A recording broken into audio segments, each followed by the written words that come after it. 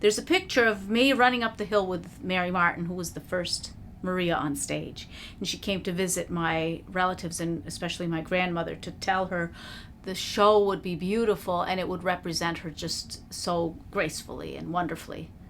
And we always thought, totally uncharacteristic of my grandmother.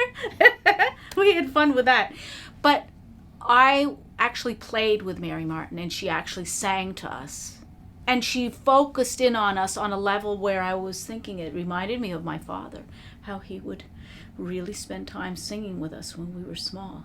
As a child, I was always reminded by my grandmother, my father, all my relatives, that's American music. That's not our original music.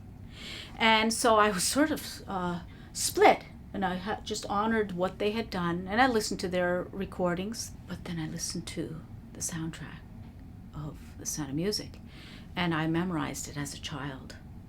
I memorized every word, every lyric, just listening to it on the album.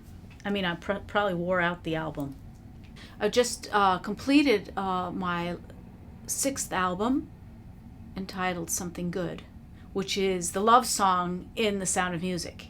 And it's my favorite song of all of The Sound of Music, sort of the repertoire of the musical. And it's a wonderful experience of taking the Rodgers and Hammerstein repertoire of different shows and making it my own.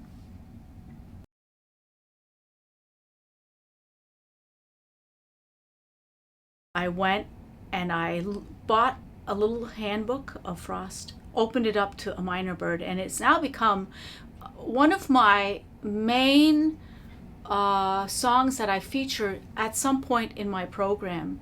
The last line of the last verse of the poem reads, "There must be something wrong in wanting to silence any song." What is it about music that compels us to want to hear it again, or it infuses in us inspiration so we want more music, or we have to listen to the rest of an album, or nowadays you just are downloading song by song, so you're creating your own collection. I've always had an interest in the creative thought and how we dovetail one idea to the next, and then you weave together something that is at the end. And for me, it is a song. With each poem, I purposely would focus on the poem so that artistically and musically it would sound way different from the one to the other. And I would just have this 1 or 2 experience of, oh, this works on the guitar, of a new idea, and then I would develop it, and it would take weeks, sometimes months. It was a very important experience of moving away from people expecting me to be the Sound of Music person, and I was born into that reality, which is also a myth, and so I've had to make sense of it my whole life. I still am.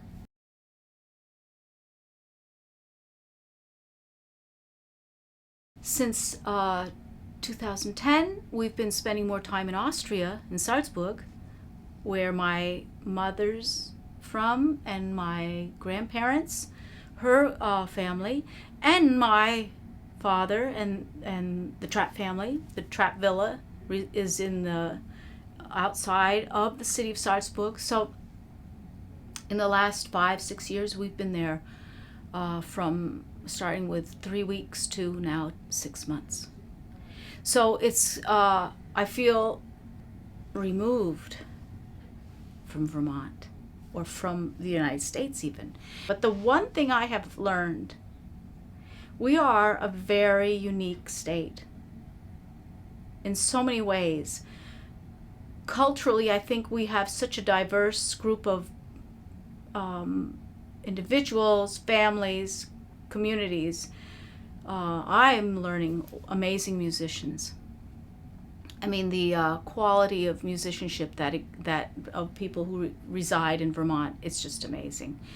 I see it in the beauty of how Vermont takes pride in how we look, welcoming people. I always can't wait to get off, come up 89 and then see the beauty of our countryside. I just treasure it. And I really cherish the fact that I can come back and regroup. Then I go out and people know that I come from Vermont. I'm always introduced, and now all the way from the Green Mountains of Vermont. Elisabeth von Trapp.